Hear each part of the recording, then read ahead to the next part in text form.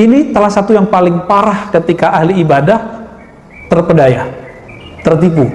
Kenapa? Karena Allah Ta'ala tidak pernah membebani kita baca Quran min tahqiqi makharijul huruf, dengan betul-betul benar-benar pas seperti makharij yang sebenarnya, illa bima jarat bihi adatuhu fil kalam, kecuali yang sebisanya dengan lisannya mereka. Bapak percaya nggak? Saya Al-Quran, saya baca Fatihah, saya setor ke teman saya, itu sebenarnya. Cuma kadang-kadang kalau kita khotib paketnya mah langsung jadi imam seharusnya, tapi kalau ada imamnya alhamdulillah, nggak repot-repot. Berat Pak jadi imam itu, sangat-sangat berat. Urusan jadi imam bukan cuma urusan baca-membaca, urusan jadi imam itu kolbunya connect nggak bawa jamaah kepada Allah. Kan sekarang ya mohon maaf, imam itu cuma sibuk kemahafalannya, nggak ada hatinya koneksi dengan orang, nggak ada perasaannya, ya Allah aku bawa jamaah nih tolong diterima, nggak ada perasaan itu. Itu suara bagus, hafalan banyak, jadi imam, enak amat jadi imam begitu. Tip aja kita taruh di depan Pak ya, MP3 ya, bagus mau suaranya.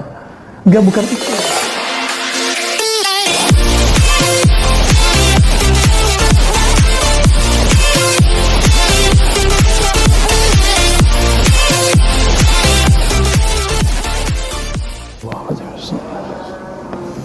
Assalamualaikum warahmatullahi wabarakatuh. Alhamdulillahirabbil alamin. Hamdan yuafi ni'amahu wa yukafi'u mazidah. Asyhadu an la ilaha illallah, asyhadu anna Muhammadan 'abduhu wa rasuluh. Allahumma shalli wa sallim wa barik ala nabiyyina Muhammad wa ala alihi wa ashabihi ajma'in, wa ba'd. Bismillahilladzi la yadurru ma'a ismihi syai'un fil ardi wa la fis samaa'i was-sami'ul 'alim. Bismillahilladzi la yadurru ma'a ismihi syai'un fil ardi wa la fis samaa'i was-sami'ul 'alim. Bismillahilladzi la yadurru ma'a ismihi syai'un fil ardi wa la fis samaa'i was-sami'ul 'alim. Bismillahirrahmanirrahim. Na'udzu bikalimatillahi tammati min syarri ma khalaq.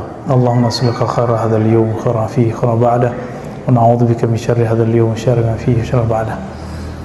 Baik Bapak Saudara makan Allah, sebelumnya kita sudah membahas sampai kepada al-maghrurun atau al-mughtarrin, kelompok yang tertipu.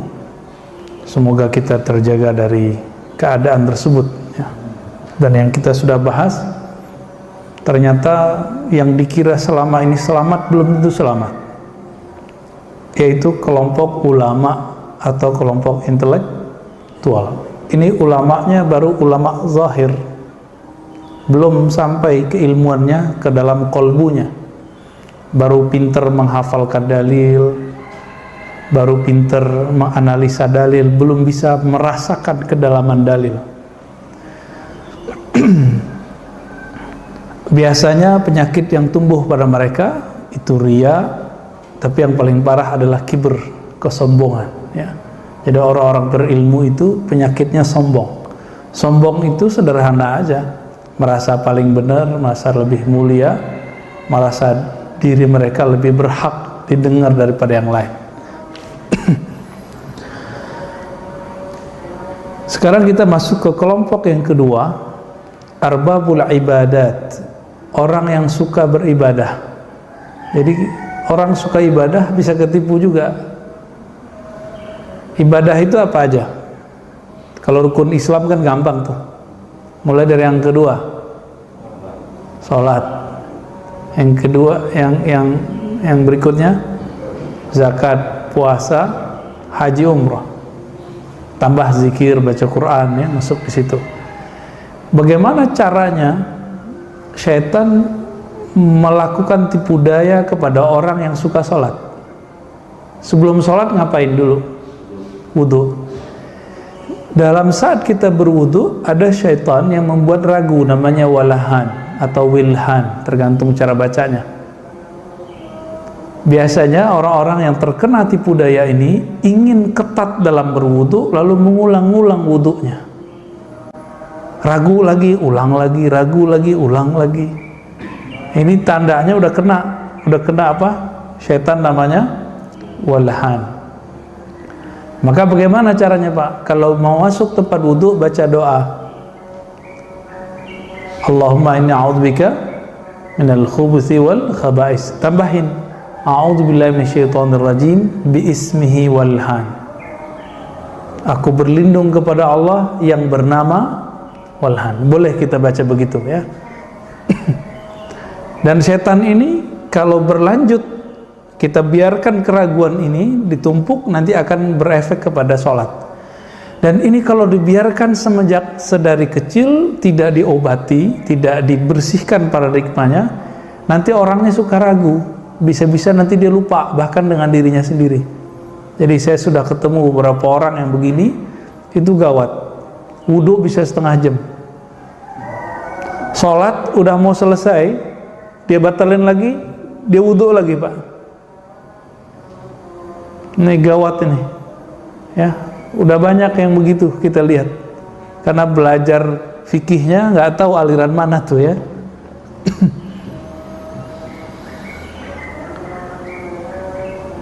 Nah, maka beliau mengatakan firqatun ghalaba 'alaiha al-waswasah fi niyatis shalah. Berikutnya, pernah lihat nggak orang takbir berkali-kali? Kiai loh, Pak. Allahu Akbar. Kita udah mau apa namanya? Jadi dia sholatnya sir. Nah, ini kejadian di pesantren. Banyak pesantren begini. Dia jadi imam, ini repotnya. Dia jadi imam, Allahu Akbar, kita sudah ikut Allahu Akbarnya dia. Kira-kira sudah sampai walad dolin karena bacaan sir, dia ulang lagi Pak takbirnya. Pantas nggak begitu jadi imam? Nggak pantas, ilmu syaknya belum hilang. Fala yada'uhu syaitan hatta yaqida niyatan sahihatan ala za'mih. Dia mengira setan mengganggu dia, maka supaya setan ketendang, dia ulang lagi niatnya. Diulang lagi niat, kan niat bareng dengan takbir bagi sebagian ulama. Wa qad yuwaswisuna fit takbir hatta qad yughayyiruna sighat at-takbir. Saking ingin membaguskan takbir, itu takbirnya berubah bunyinya. Coba gimana kalau takbirnya? Kalau takbir biasa gimana? Allahu Akbar. Ini pengen bener. Allah gitu. Kok di pesantren? Karena ternyata ada cara mengajarkan fikih dengan tidak benar. Jadi Allah aja sudah berubah bunyinya.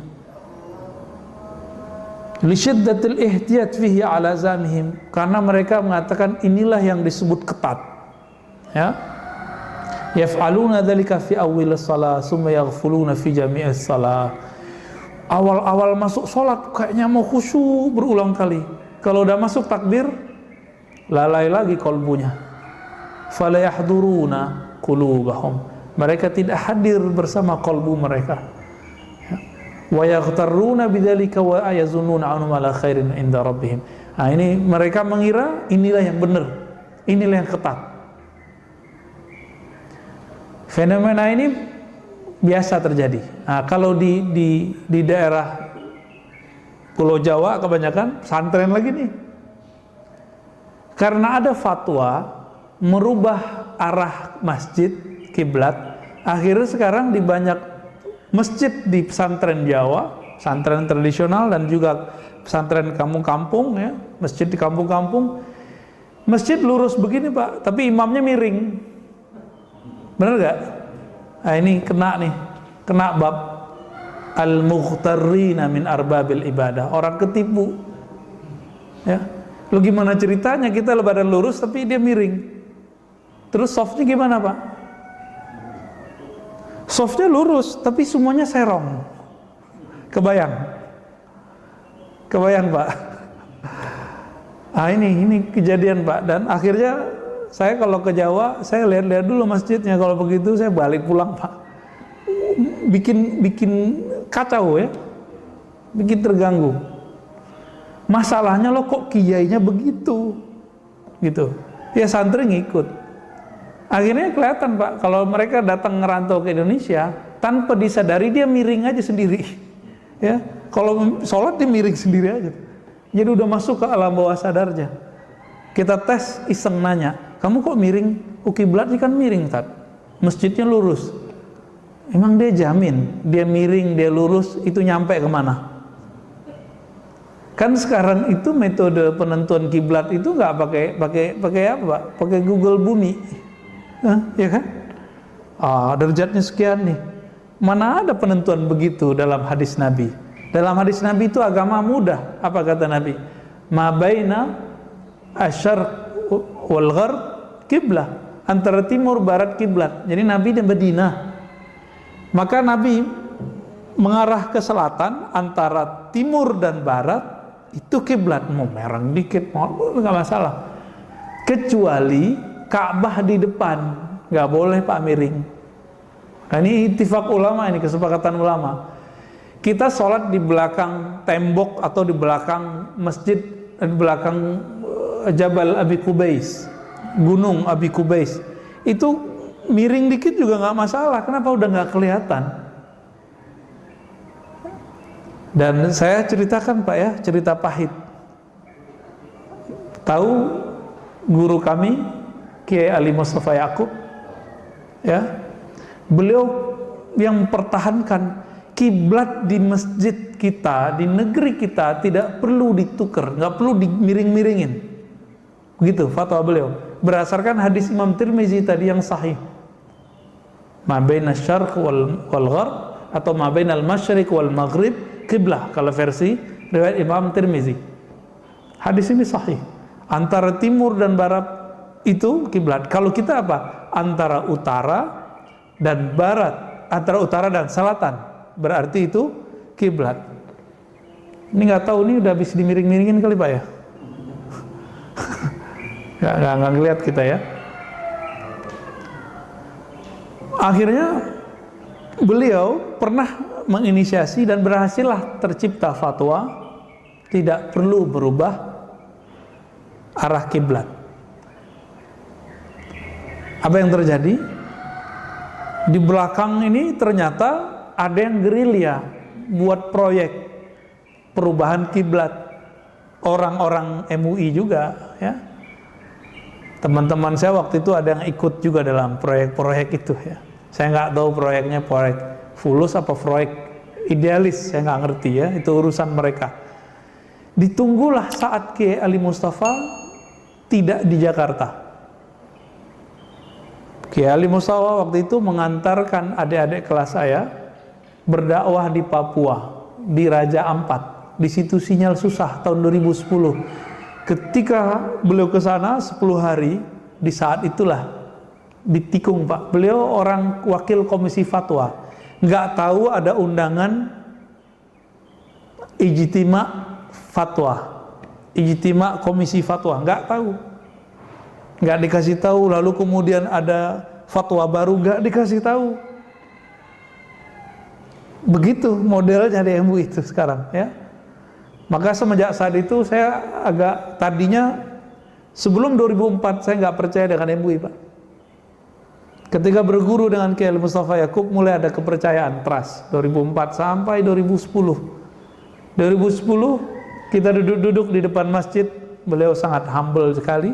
Kita tanya, ya Sidi, lima taraktum majelis ulama Indonesia.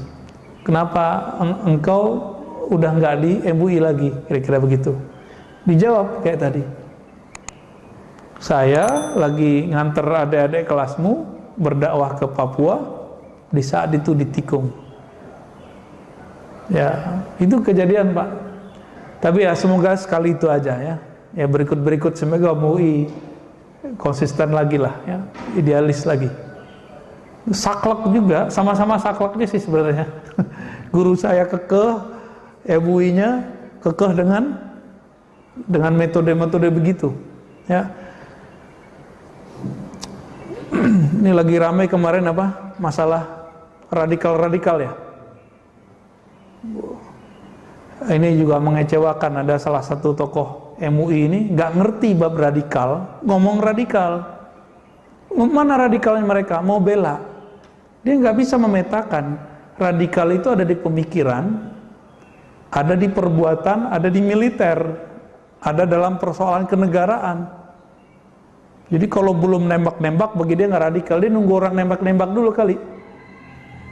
Nah, padahal orang-orang yang dipermasalahkan ini itu sudah hantam-hantam ulama-ulama, bahkan organisasi yang dia punya Muhammadiyah, kan ulama yang ini Bagi saya meragukan keulamaannya.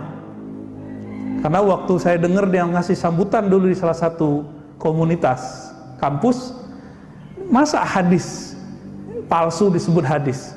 Man arada dunya fa'alaihi bil ilmi, man arada al-akhirah fa'alaihi bil ilmi. Yang pengen dunia, pengen akhirat, hendak pakai ilmu. Itu kan bukan hadis Nabi, itu kan kalam Imam Syafi'i. Disebut itu hadis. Nah, di situ saya tahu dia bukan ulama dalam pengertian ulama turas, nggak ngerti deh. Maka nggak ngerti juga kalau ini orang radikal pemikiran, berpotensi untuk bisa bikin kacau. Tinggal dipoles sedikit jadi itu Pak, kelompok-kelompok ekstrem ini. Apalagi kasus-kasus begini sekarang, waduh gampang sekali. Maka perempuan yang sangat lembut bisa jadi kasar dan mau nembak orang. Ya. Walaupun nembaknya bakal nggak bunuh-bunuh orang juga, tapi kan serem juga Pak. Ya. Nah, ini fenomena apa? Ya fenomena tadi.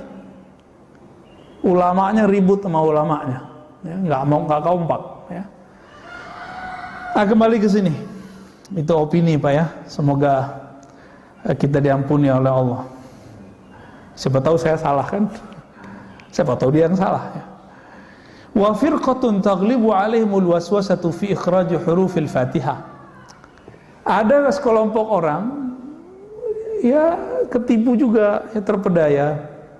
Akhirnya kalau mau baca Fatihah itu hati-hati sekali. Nah, sampai kalau baca tuh ya fi ikhraj hurufil Fatihah wa sa'ir azkar min makharijiha. Fala yazalu yahtatu fi tashdidat wal farq bain ad-dad wa dha' wa tasil makharij fi jami' salati la yahumu ghairuh. Jadi sibuk gimana cara baca. Kalau kita baca Bismillahirrahmanirrahim itu kayaknya nggak bedain Pak ya, hak kecil hak besar nggak dibedain. Orang ini secara ilmu tajwid benar, dia bedain Bismillahi, kemudian ketika Ar-Rahmani dia baca benar-benar. Tapi karena sibuk dengan makharijul huruf, lupa dalam memaknai apa yang dibaca. Jadi mohon maaf kepada orang yang suka belajar tajwid. Ilmu tajwid itu bukanlah ilmu tujuan. Tajwid itu kan gunanya supaya nggak salah membaca. Kalau salah membaca nanti salah memaknai kan gitu. Tapi jangan lebay juga. Inti membaca Quran kan memaknainya. Dan kita nggak akan ditaklif, dibebani di luar kemampuan kita Pak. Contohnya nih, ada orang Jawa kalau baca ain gimana Pak? Ngain, udah dibenerin 1000 kali, balik lagi nggak? Balik lagi, kecuali dia santri. Orang awam kan begitu. Terus emang mau dipaksa dia mau baca mati ntar dia baca mulu. Alhamdulillahi Rabbil Alamin. Awalnya kalau ingat kalau dia udah asik baca begitu lagi. Terus gimana? Sholatnya sah nggak? Untuk dirinya sah, tapi kalau jadi imam masalah. Maka yang begini tidak bisa jadi imam kecuali di belakangnya begitu semua Pak. Siratal ladzina an'amta 'alaihim, misalnya gitu. Kalau semua di belakangnya begitu nggak ada apa-apa juga, kan nggak dibebani. Emang bisa begitu. Seandainya Rasulullah hidup, mungkin nanti keluar qiraah jawiyah mungkin ya, qiraah yang ke-101 kali Pak, yang nggak mu'tabar ya. Nggak ada paksaan, nggak ada paksaan. Orang sini kalau baca itu kan lebay juga Pak. Siratal ladzina an'amta 'alaihim, kan gitu. Itu Sudes kalau denger kaget juga kali itu. Gak gitu-gitu amat. Cuma ya begitu orangnya baca, mau gimana lagi. Ya. Orang Sunda, saya kan pernah sebulan praktek dulu, ada KKN namanya ya. Kalau kita kuliah ada KKN Pak, Bakti Sosial Baksos. Kita ajarin nih, mulai dari kecil sampai yang tua kita ajarin. Kayaknya udah berhasil tuh. A'udzu, dari a'uju. A'udzu. Udah yang 3 kali balik lagi a'uju. Apa yang paling lucu, belakangnya kan ar-rajim. jadi Ar-Razim. Lah kayaknya itu nama saya itu Ar-Razi. Ya, kalau nggak ada mimnya kan itu nama saya, Pak. Mungkin saya jadi setan kali lagi gitu. Nggak bisa dibenerin. Imamnya begitu, semua di belakangnya begitu. Mau diapain? Ya udah nggak apa-apa gitu. Nggak usah dipaksa juga, kecuali dia santri.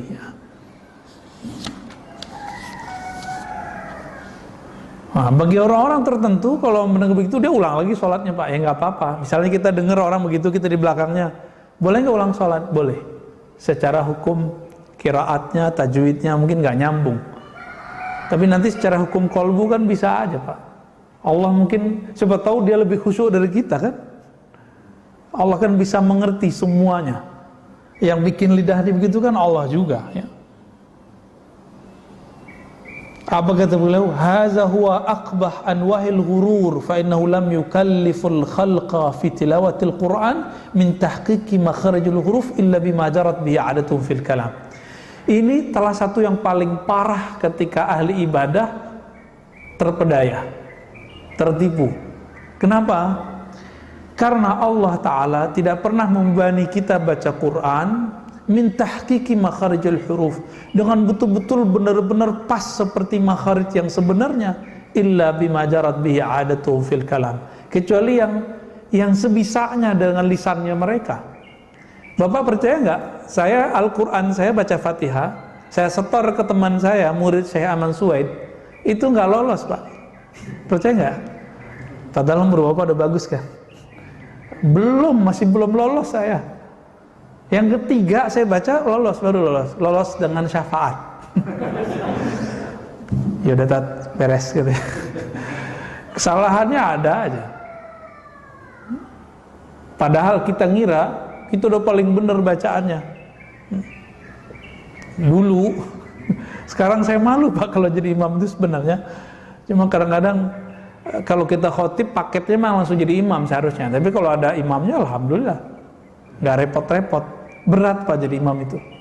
Sangat-sangat berat. Urusan jadi imam bukan cuma urusan baca membaca. Urusan jadi imam itu kolbunya connect nggak bawa jamaah kepada Allah.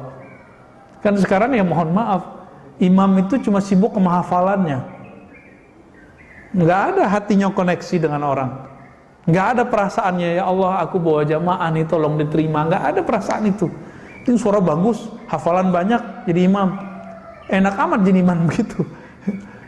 Tip aja kita taruh di depan, Pak, ya, MP3 ya, bagus mau suaranya. Enggak, bukan itu yang jadi imam. Yang jadi imam tuh ruhnya berkoneksi kepada Allah Subhanahu wa ta'ala.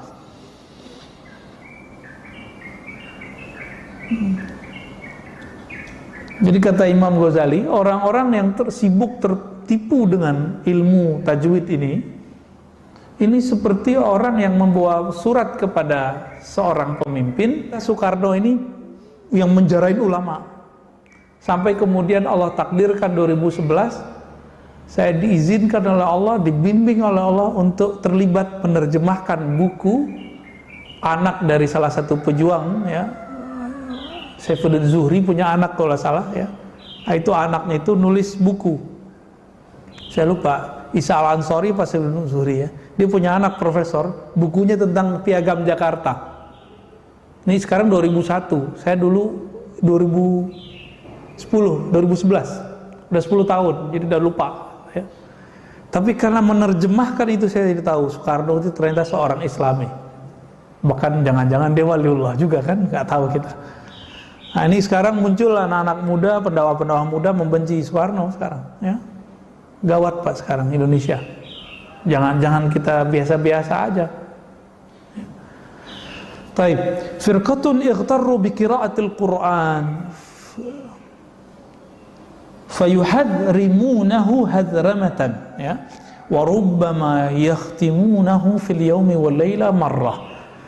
Ada kelompok, nah ini bulan puasa nih, yang tertipu dalam membaca Al-Quran, lalu dia memburu bagaimana cara khatam secepat-cepatnya. Maka muncullah, menjamurlah sekarang di mana-mana, lewat sosmed, lewat Zoom. Kalau dulu kan masih lewat grup-grup biasa, Ini sekarang udah mulai lewat Zoom ya. Ngejar apa nih? Yuhazrimun ini diterjemahkan sari'ul qira'ah, yusari'una fil qira'ah, yatasarra'una fil qira'ah. Mereka kalau baca Quran tuh buru-buru ngejar khataman. Karena dengar kisah Imam Syafi'i selama 4 tahun di rumahnya khatam 4.000. Berarti setahun 1.000. Imam Syafi'i pagi sampai sore khatam, sore sampai pagi khatam, berarti sebulan beliau khatam 60 kali. Imam Syafi'i. Tapi kan Imam Syafi'i, Pak, Imam Syafi'i Arabi, Arab asli. Dia ngomong, orang cepat ngomong dia bisa langsung ngerti, Pak. Saya walaupun sudah ngomong Arab dari tahun kapan gitu ya, tapi kalau ketemu orang Arab yang dari sono juga, kita mikir-mikir dulu dia ngomong apa nih, karena lahjah mereka beda-beda. Kita kan yang kita belajar di sini cuma Arab Fusha, Arab yang mulai lokal udah nggak ngerti kita, ya harus penyesuaian dulu telinganya, baru pas. Nah, Imam Syafi'i ini baca Quran, kita bacanya satu baris, beliau mungkin udah nyampe setengah halaman. Kalau lagi yuhazrimun, pengen khataman, cuma beliau faham. Imam Syafi'i itu sebelum membaca udah faham duluan. Kita udah baca berkali-kali nggak faham-faham juga. Khusus Imam Syafi'i ini mengkhususkan kalau Ramadan itu bulan khataman. Di luar Ramadan itu bulan tafakkur. Beliau bertafakkur, baca ayat. Kadang-kadang baru separuh ayat beliau berhenti, nangis, tersungkur sujud, ya, nggak bangun-bangun tuh. Ntar bangunnya udah tengah malam, lanjutin ayatnya, baru satu ayat, sujud lagi, begitu terus. Ketika pagi, beliau kemudian menemukan maknanya sampai sab'ina wajahan, 70 makna. Satu ayat bagi beliau bisa 70 makna. Kalau kita satu ayat 0,0007 makna. Karena nggak ngerti bahasa Arab. Orang ngerti bahasa Arab juga belum tentu ngerti bahasa Al-Quran. Bahasa Al-Quran itu dibilang susah, mudah. Dibilang mudah, susah juga. Jadi nggak boleh kita anggap remeh, nggak boleh juga dianggap susah-susah banget. Ustaz Harun sakit ya? Ya, syafa'ullah. Nah, apa kata beliau? Ini penyakit proyek khataman. Ini ada lagi, Pak, proyek khataman. Lidah baca, pikiran mikirin amplop. Bakal dikasih berapa nih, gitu ya. Wah, itu serius, Pak, pengalaman kita tuh. Ya, diundangkan dulu khataman di rumah orang. Ternyata itu orang korupsi, lagi tersangka, pengen terbebas, maka tiap hari selama 40 hari dia undang terus. Ya, saya dengar begitu langsung mundur, Pak, nggak jadi kita khataman di rumahnya. Nggak tahu tuh nasibnya. Dulu zaman Cica ama buaya, ingat nggak? Nah, nggak tahu itu tersangka dulu atau baru terduga ya, saya nggak ngerti waktu itu. Betapa kejinya hati orang-orang yang mau bersembunyi dengan Al-Quran dari tuduhan-tuduhan pengadilan dunia. Ini hati-hati nih, koruptor ini ganas-ganas juga. Dia mau selamat di sini, maka dia undanglah orang-orang hafiz Quran. Yang namanya hafiz Quran, Allah kasih jaminan 1 kali khatam 1 doa mustajab. Itu jaminan sudah, Pak, ada di hadis Imam Al-Baihaqi. Ya. 1 kali khatam adalah 1 doa mustajab. Kenapa?